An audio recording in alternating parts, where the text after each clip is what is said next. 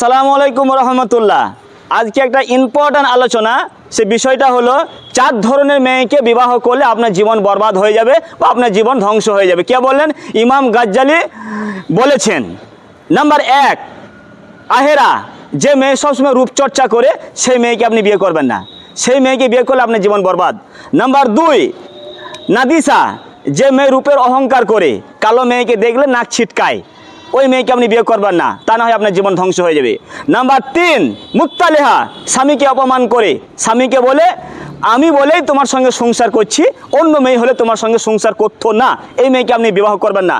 Number 4, মুবারেহা, যে মেয়ে বেপর্দা করে স্বামীর অনুপস্থিতিতে এখানে সেখানে চলে যায়, পরকীয়া প্রেমে জড়িয়ে পড়ে।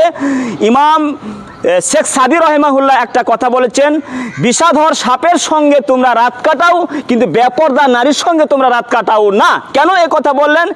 যে বেপর্দা নারী দুনিয়াও তোমার বরবাদ করবে, আখেরাতেও বরবাদ করবে, কিন্তু বিষাধর সাপ তোমার দুনিয়াও ধ্বংস হবে কিন্তু আখেরাত ধ্বংস হবে না। এইখানে আমি বক্তব্য শেষ করলাম। আসসালামু আলাইকুম।